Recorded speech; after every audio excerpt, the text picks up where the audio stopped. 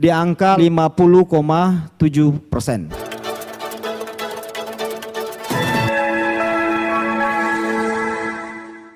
Assalamualaikum warahmatullahi wabarakatuh. Alhamdulillahirrabbilalamin. Allahumma sholli ala sayyidina Muhammadin wa ala alihi wa ashabihi ajma'in. Sobat sewot yang dirahmati Allah dan disayangi Rasulullah Sallallahu Alaihi Wasallam, survei LSI dan EJA, elektabilitas Prabowo Gibran tembus 50,7%. Tapi bohong. Kata siapa? Kata Effendi Ghazali, Sobat Sewot. Saya cuma mengatakan, hai lembaga-lembaga survei, Anda tidak jujur. Ketidakjujuran utama dalam pemilu atau komunikasi politik itu adalah lembaga-lembaga survei itu. Namun sebelum kita bicara lebih jauh, mari kita lihat pertama kalinya dalam survei LSI ya, Prabowo Gibran berpeluang menang satu putaran. Ya, untuk pertama kali dalam survei yang kami kerjakan, yang dikerjakan oleh LSI dan EJA, pasangan 02 yaitu pasangan Prabowo Subianto dan Gibran Rakabuming Raka itu memperoleh angka di atas 50%. Nah, sedangkan lembaga-lembaga survei lainnya belum ada yang sampai angka segitu gitu loh. Hanya LSI dan EJA yang hari ini dicurigai oleh publik apakah benar-benar melakukan survei secara fair, secara adil gitu kan, tanpa sokongan dana dari siapa yang dimenangkan oleh LSI misalnya.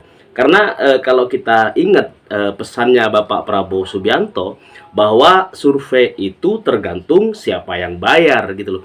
Semakin besar mereka bayar lembaga survei, maka barangkali Anies Baswedan tidak akan pernah menang melalui lembaga survei gitu kan.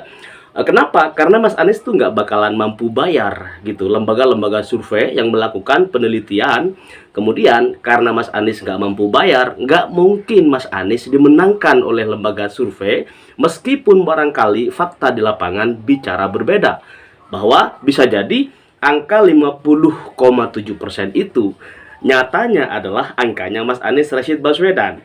Tetapi Sobat Sewot, mari kita cek dulu kebenaran dari peneliti utama Lingkaran Survei Indonesia LSI dan EJA, Mas Aji Al-Farobi ya, yang mengatakan bahwa survei terbaru menunjukkan elektabilitas pasangan Capres-Cawapres Prabowo Gibran Rakabuming Raka sudah melewati ambang batas Pilpres satu putaran. Seperti itu kata mereka gitu kan, untuk kondisi saat ini. Nah, elektabilitas Prabowo Gibran sudah mencapai 50,7%.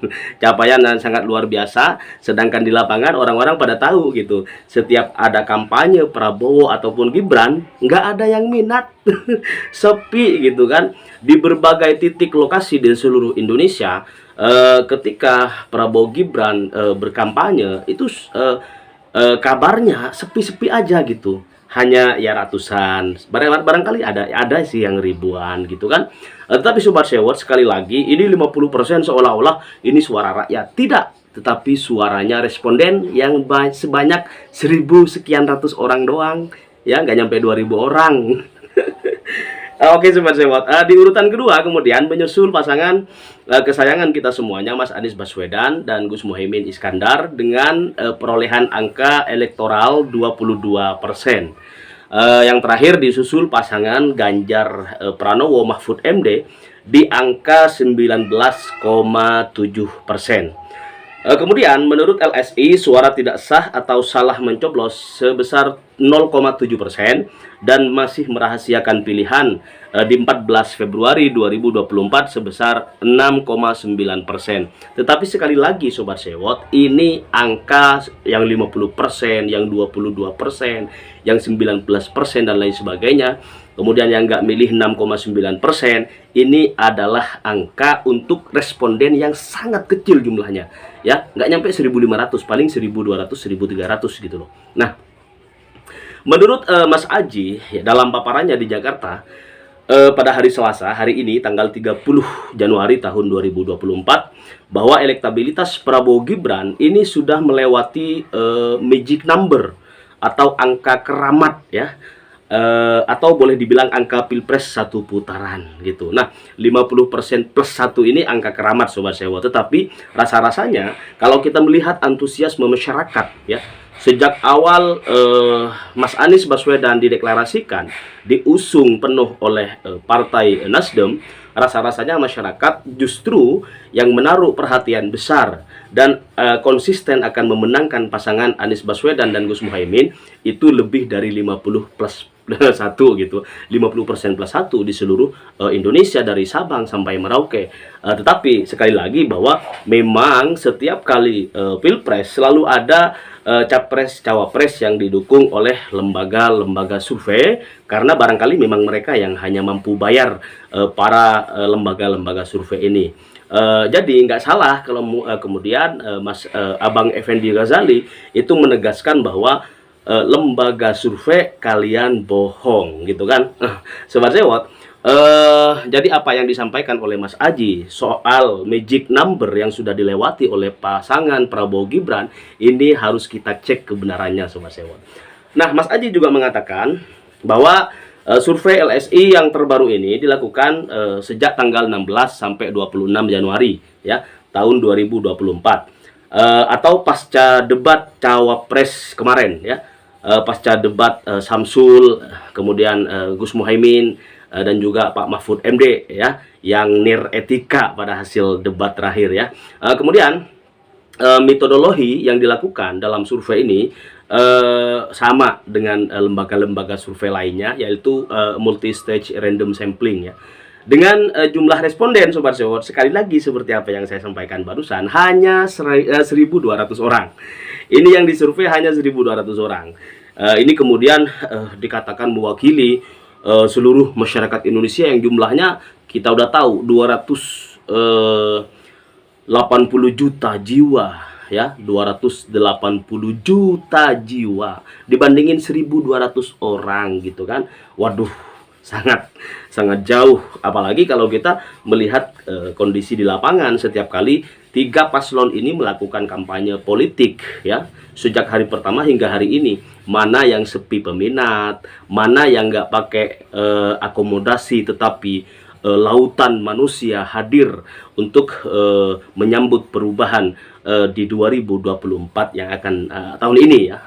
Sobat Sewot, jangan salah kaprah ya terhadap hasil-hasil survei yang dilakukan, yang dirilis oleh lembaga-lembaga survei. Jangan kemudian kalian atau kita semuanya ini tersugesti ya dengan hasil-hasil lembaga survei yang hari ini masyarakat udah mayoritas pada nggak percaya gitu, karena memang jumlah responden yang segitu kecil ya, yang tidak sebanding dengan jumlah satu desa ya. Satu desa tuh berapa ribu orang kalau ada di sebuah tempat gitu kan.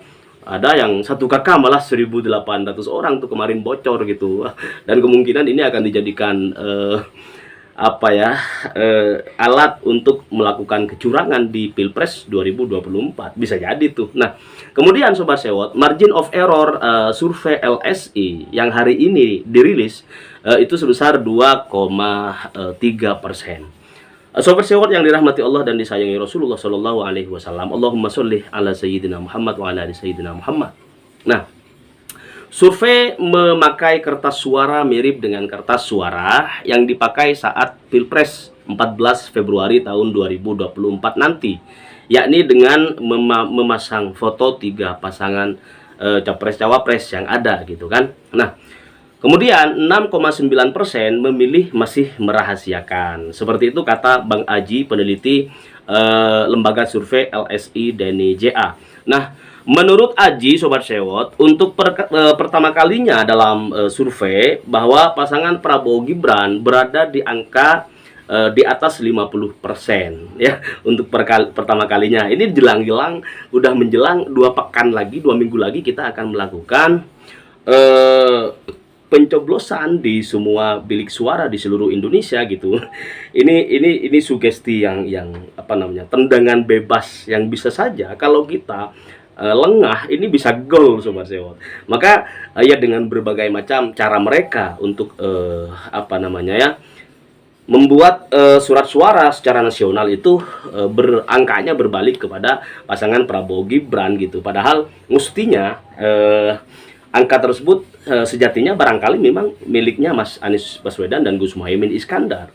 Nah, sebelumnya Sobat Sewot, fakta mengatakan bahwa Prabowo Gibran ini angkanya masih 40-an% gitu. Bahkan banyak yang khawatir terhadap angka elektabilitas Prabowo Gibran yang terus menurun gitu, bahkan condong stagnan di angka 40-an% gitu. Nah, tetapi sekali lagi hari ini LSI dan JA membuat gempar masyarakat Indonesia, bahkan barangkali yang dukung Prabowo Gibran juga nggak percaya hasil survei ini ya.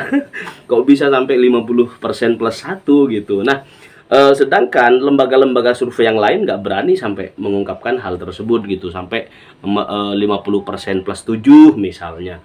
Nah, dikarenakan barangkali memang faktanya Anies yang di atas gitu. Tetapi sekali lagi ini menjelang Pilpres udah sangat dekat gitu. 2 minggu lagi kita akan ke TPS masing-masing untuk memastikan bahwa perubahan itu benar-benar bisa diraih oleh segenap bangsa Indonesia. Karena memang 10 tahun terakhir ini negara kayaknya diobok-obok aja gitu, dicaplok-caplokin buat lo gitu, buat oligarki, buat yang kaya-kaya ya. Yang miskin-miskin mau masa bodoh ya. Mereka yang penting misalnya hadir aja ke TPS, nanti kalau menang kayak 10 tahun terakhir nih, kita yang bakalan petakan mana buat lo, mana buat gue, mana buat lo gitu kan. Nah, ini fakta Sobat Sewot gitu. Nah, maka survei LSI dan JA yang sebelumnya di awal Januari elektabilitas Prabowo Gibran 46,6%, kemudian Ganjar Mahfud 24,8%, dan Mas Anies ditaruh di buncit ya 22,8%. Ini menjadi bumerang bagi pasangan Prabowo Gibran itu sendiri. Karena Prabowo yang benar-benar menegaskan kepada publik bahwa hasil survei itu, lembaga survei itu tergantung siapa yang bayar ya. Kalau yang bayarnya orang-orangnya Prabowo Gibran gitu kan, maka nggak mungkin dong lembaga survei memenangkan pasangan Anies Baswedan, meskipun di lapangan hasil surveinya menunjukkan pasangan Anies Baswedan dan Gus Muhaimin Iskandar itu di atas 50% misalnya.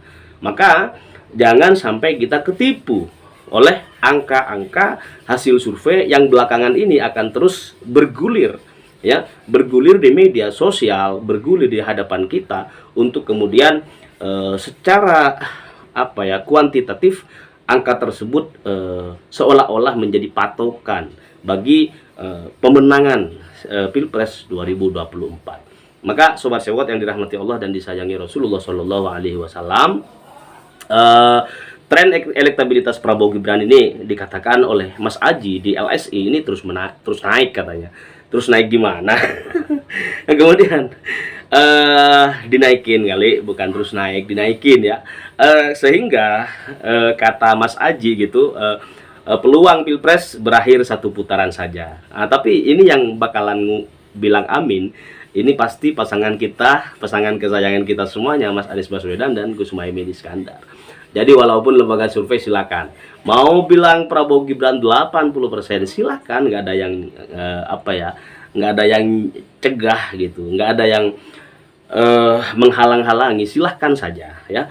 Mau mengatakan Mas Anies nggak pernah naik di angka 11% juga silahkan gitu. Tetapi mari kita buktikan nanti seperti apa yang disampaikan oleh Mas Anies Rashid Baswedan, bahwa the real